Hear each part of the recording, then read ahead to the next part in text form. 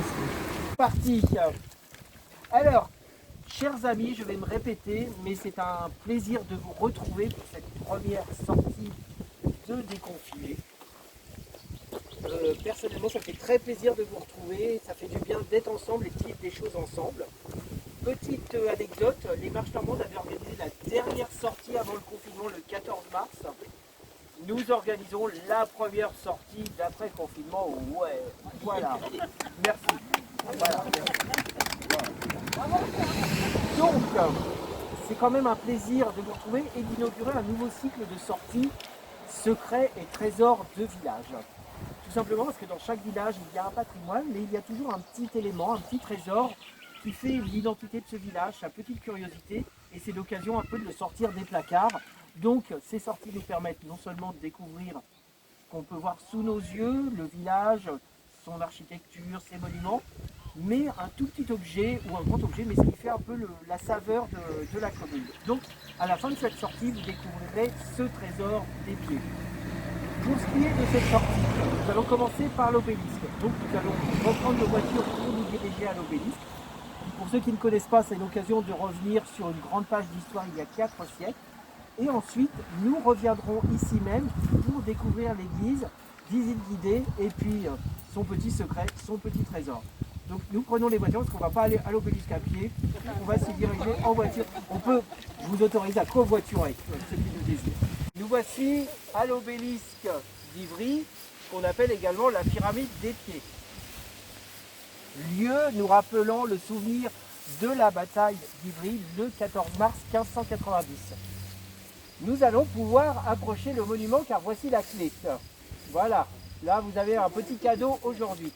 Je vous propose donc de franchir les grilles de ce monument et une fois à l'intérieur, vous allez voir ça ne va pas changer grand chose, on franchit juste une petite grille, mais ça va nous permettre de l'approcher et de savoir ce qui s'est passé autour de nous dans cette plaine. Alors, le moment symbolique. La clé d'or. Vous voulez tout à l'heure, ça il y a. Voilà, il y a un petit temps libre, il n'y a pas de problème. C'est fait pour. Voilà, n'hésitez pas à approcher.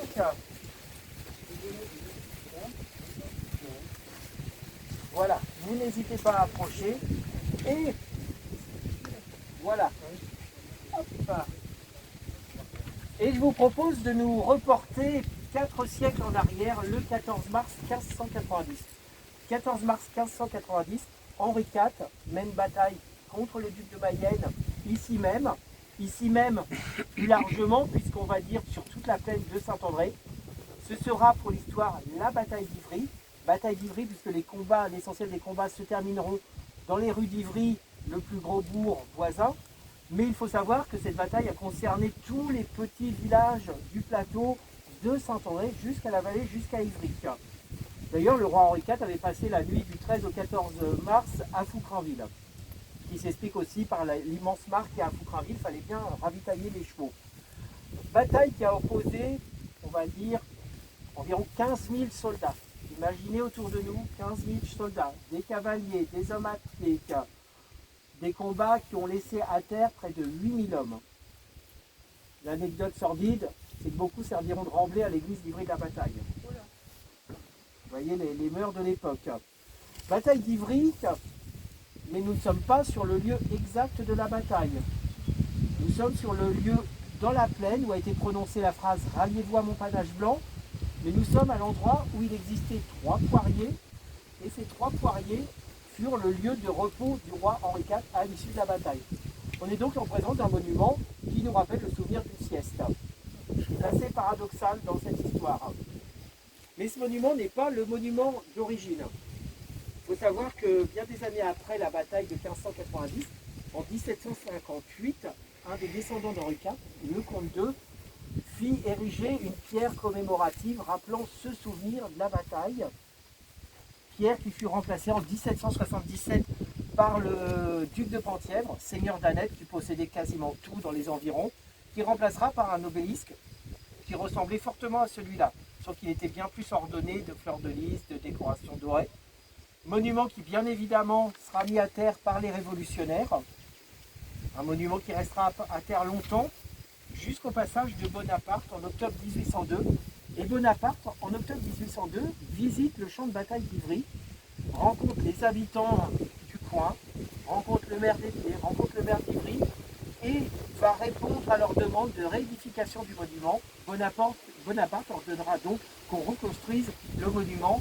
Ce sera chose faite 2 ans après, ce qui sera inauguré en octobre 1804. On remarquera au passage que Bonaparte s'est quelque peu acheté une légitimité en acceptant cette demande de réédification du monument. Monument, donc, celui-ci que vous voyez, c'est celui de 1804. En 1804, lors de sa construction, un petit coffret sera placé en son centre, contenant une plaque de cuivre gravée représentant la bataille, de la poudre à canon et des pièces de monnaie pour dater le coffret. Alors on aura la preuve de l'existence de ce coffret réel bien des années après, puisqu'en 1999, 26 décembre 1999, la célèbre tempête mettra à terre le monument qui tombera pile en direction de l'allée, sauf que ça nous permettra de voir la base et de voir la loge cimentée, fermée, et la loge où se trouve ce petit coffret de l'inauguration. Un monument qui est sur un lieu où sont passés beaucoup de personnages célèbres. Vous foulez l'endroit où Henri IV est passé quand même, où Bonaparte a marché également, mais où en 1829, la fille de Louis XVI et Marie-Antoinette vient ici même pour déposer un bouquet de fleurs au pied du monument en hommage à son ancêtre Henri IV. Celle-ci était sa descendante en ligne directe. Autre personnage, vous suivez décidément les traces de grandes personnalités. Au XIXe siècle, le roi de Prusse, lui, il avait pour façon de tourisme, il faisait le tourisme des lieux de bataille en Europe. Il est venu s'arrêter ici pour découvrir le champ de bataille d'Ivry. Roi de Prusse, mais des Prussiens qui en 1870 ont quand même défilé au pied du monument. Vous voyez, un lieu qui est très porteur d'histoire. Un lieu qui, comme je vous l'ai dit, sera abattu par la tempête de 1999, sera restauré et en l'an 2000 remis pièce par pièce. Il faut s'imaginer que le monument, tous les éléments, les blocs s'étaient désolidarisés pour tomber dans l'allée lors de la tempête. En 2000, tout a été remis là au-dessus d'hôtel à Lego et le monument redressé. Vous allez découvrir, on va faire le tour du monument, vous allez découvrir 2 inscriptions. Devant, vous avez découvert, c'est ici l'endroit de Lente. Parmi vous, Lente, qu'est-ce que ça vous parle comme mot? Merci. Voilà, la greffe, nous rappelant le poirier sous lequel est endormi Henri IV. Au-dessus, son buste. Et pour de ce côté-là, un double symbole, parce que de ce côté-là, nous avons le blason d'Henri IV, les armes de France et de Navarre. Et en dessous, nous avons le souvenir du passage de Bonaparte qui ordonne la réédification du monument. Voilà, vous pouvez en profiter pour vous en approcher, prendre autant de photos que vous voulez, c'est le moment. N'hésitez pas. C'est dans le coin et son fils est devenu une célébrité mondiale. Un jeune soldat qui s'appelait Poussin est resté, a trouvé une femme à Ivry. Et puis ils ont eu un fils, ils sont partis s'établir aujourd'hui, c'était Nicolas Poussin, le peintre. Donc sans la bataille d'Ivry, nous n'aurions pas eu ce mariage et puis un beau petit résultat, un beau petit Poussin.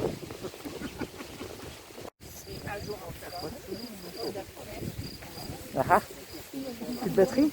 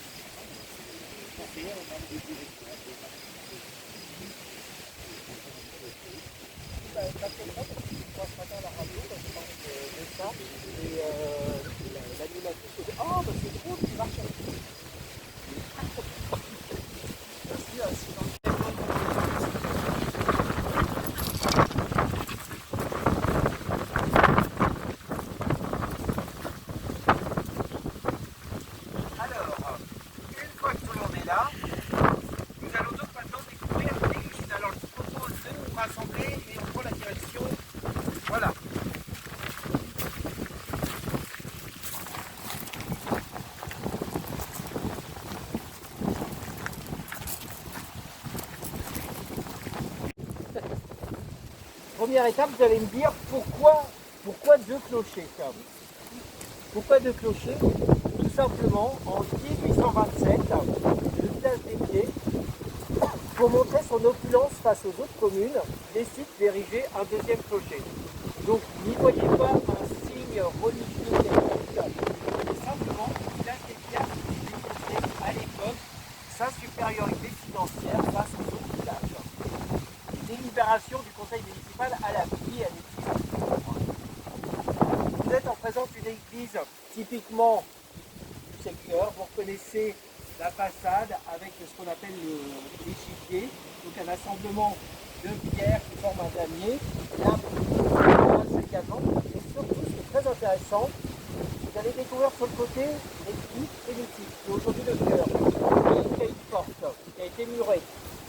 Les siècles passent. On agrandit l'église et au deuxième porte. Les siècles passent encore, on arrive à la porte actuelle. Donc au fur et à mesure, cet édifice a suivi l'évolution de la commune, s'est agrandi et on a tout simplement déplacé la porte et muré à chaque fois qu'on en a la nécessité s'en faisait ressentir. Sauf que vous verrez à l'intérieur, chaque chose a son utilité parce que la deuxième porte qui a été murée, à l'intérieur ça laissait un creux, on a fait progressivement. Voilà, chaque chose a son utilité. On va se rendre à l'intérieur. Il est en train de m'envoyer des petits. Bien. On sort. Alors vous faites attention à la tête. Attention à la tête.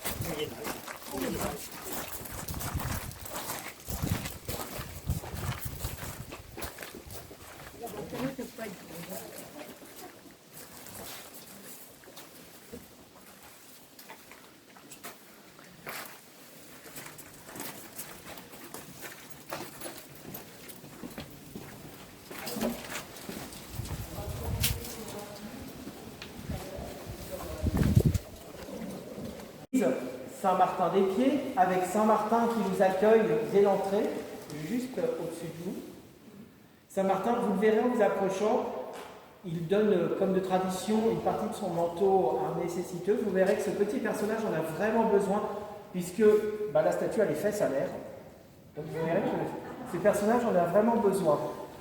En vous avançant, vous allez découvrir le statuaire qu'on trouve habituellement dans une église. Là, il n'y a pas une valeur financière ni artistique, puisque ce sont des statues qui étaient produites à la chaîne. Par exemple, juste derrière moi, vous avez Saint-Sébastien. C'est un des saints patrons de la paroisse, mais c'est du plâtre, c'est ce qui était produit à la chaîne. Ce qui est très intéressant, je vous demande de regarder, c'est les vitraux. Le premier vitrail que vous allez découvrir date de l'année dernière. Il remplace une baie qui était transparente. Tout en haut est représenté le Père Laval. Le Père Laval, sa mère était née à Épied. Le Père Laval est quelqu'un de très important dans l'histoire de notre région, puisqu'il a été prêtre à Ivry, à Épied, à Saint-André. Il a été médecin également, mais c'est surtout lui qui est connu pour avoir délivré l'île Maurice de l'esclavage. Il faut savoir que pour l'Église catholique, il a le grade de bienheureux, c'est l'échelle juste avant d'être un saint. C'est quelqu'un d'extrêmement important, quelqu'un d'extrêmement vénéré. Il y a des grands pèlerinages qui lui sont dédiés. Sur l'île Maurice, il est extrêmement respecté. C'est des dizaines de milliers de personnes qui assistent à des hommages le concernant, à des pèlerinages sur sa tombe.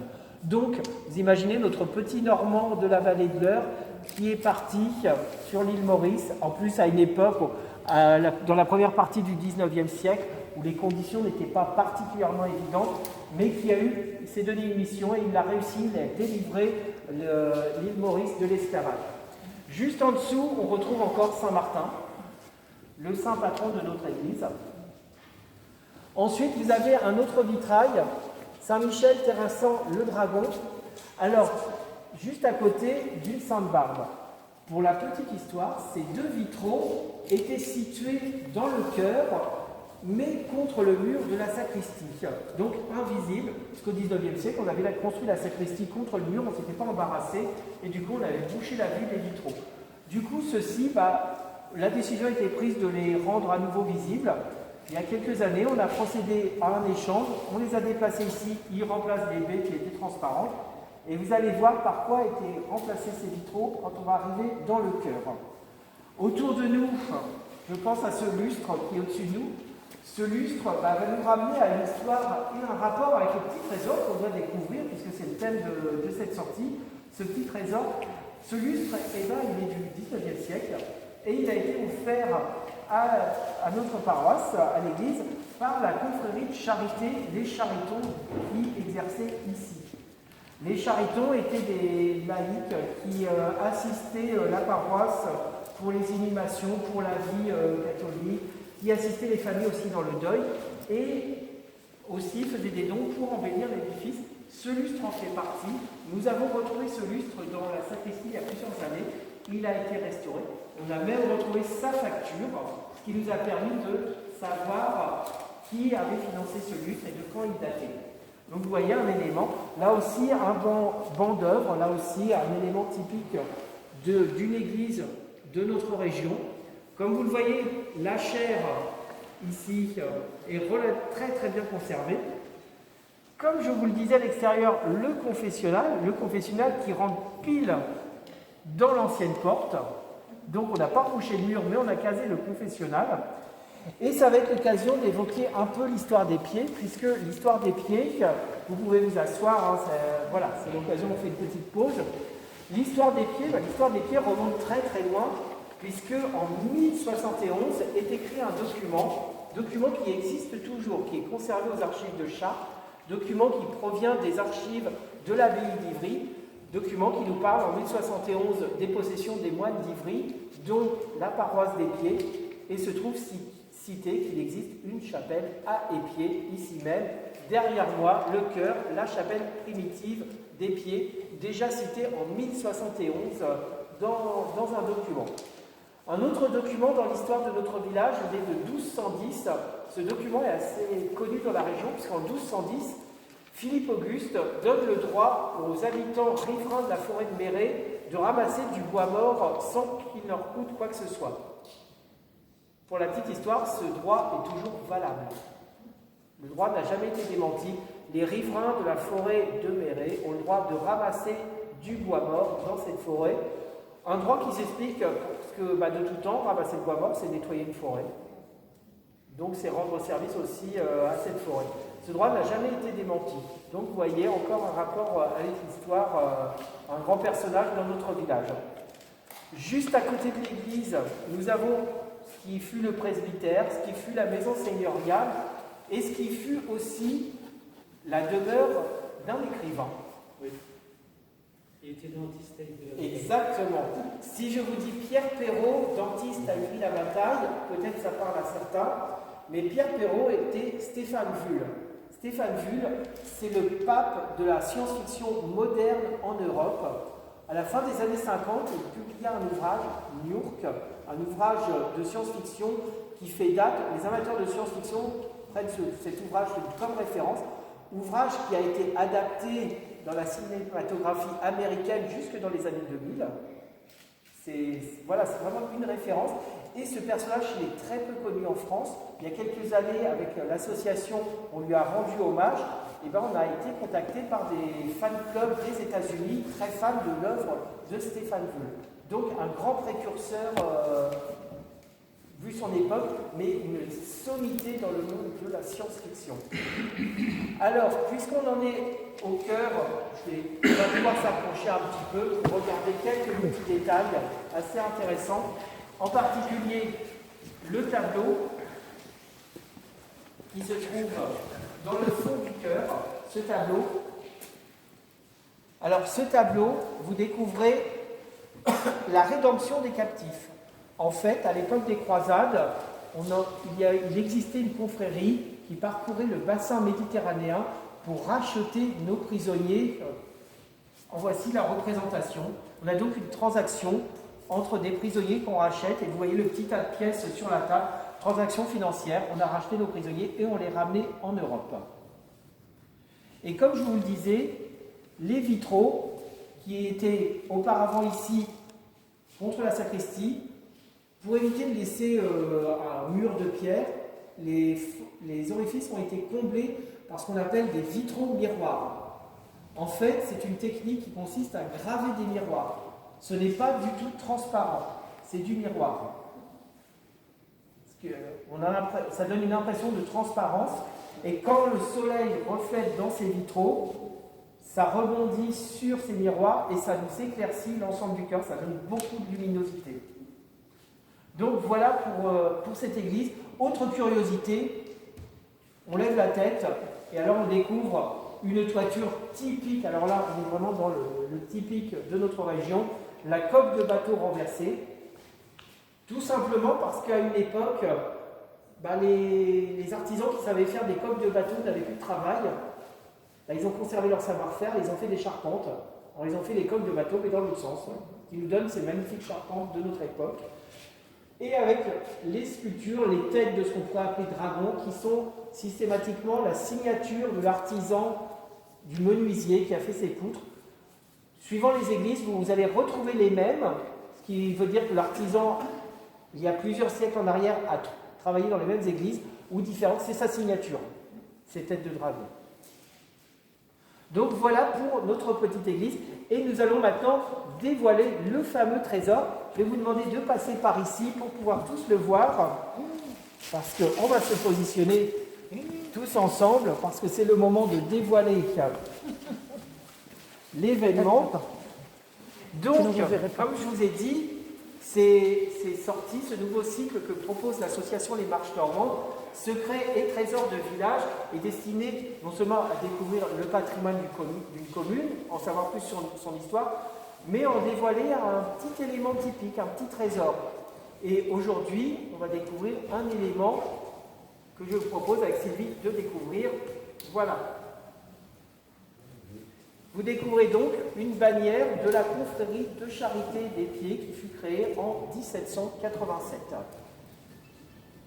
Voilà, c'est l'occasion de découvrir cette petite curiosité que je vous laisse admirer. Donc, comme vous l'imaginez, ça servait lors des processions, en tête de procession, parmi les charitons qui découvraient cet élément. Voilà, vous pouvez vous en approcher. Donc, les charitons, c'était sous les mêmes fonctions que les associations actuelles, c'était la même organisation, mais qui assistait bénévolement pour les inhumations, accompagnait les familles dans le deuil, mais participait également aux offices religieux et en assistant aux célébrations, participait également à l'embellissement des lieux.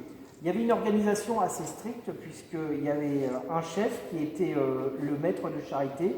Il était secondé, il était secondé par le prévôt, et il y avait la même hiérarchie en quelque sorte d'une association, dans le président, vice-président. Là, c'était un peu la même organisation. Il faut savoir que ces charitons étaient habillés d'une façon particulière, parce qu'ils avaient ce qu'on appelle un tabard, qui est un genre de tablier, mais qui était orné de broderies. Les broderies changeaient selon le grade du frère de charité. De nos jours, ça existe toujours depuis quelques années, il y a des sœurs de charité. C'est quelque chose qui existe principalement en Normandie et dans le département de l'Eure. Les charitons ne trouvent pas ailleurs. Donc c'est vraiment un élément typique de la Normandie. Et donc cette bannière faisait partie de leurs ornements et servait lors des processions.